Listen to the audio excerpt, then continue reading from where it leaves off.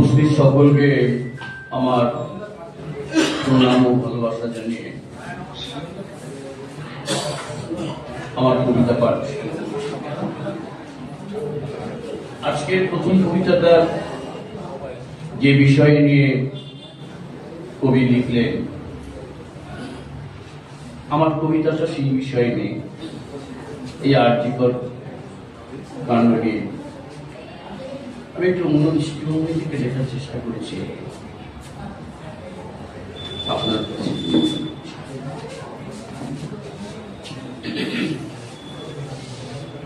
মহিলারা নারী হলো না।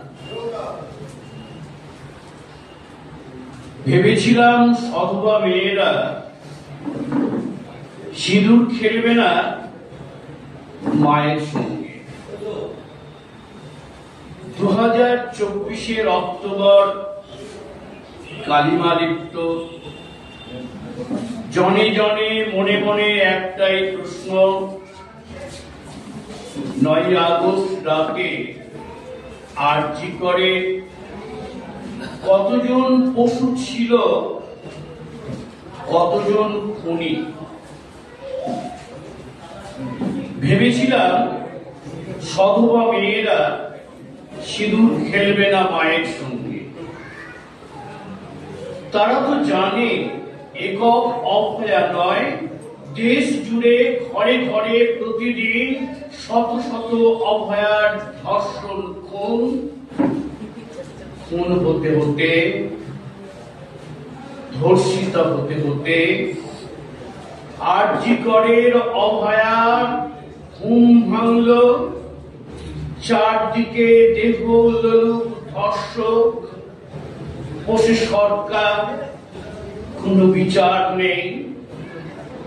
পুলিশ নেয় না কেন প্রমাণ লোপাট? শাসক বোঝায় অতি সামান্য ব্যাপার।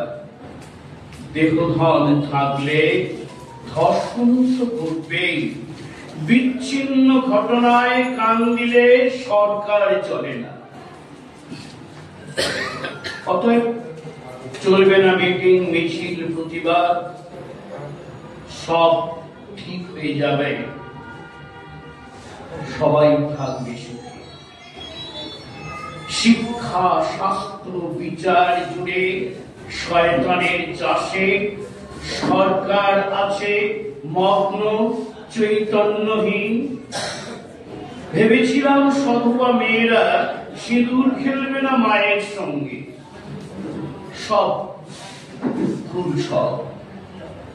মহিলারা আজ জড় শিশু,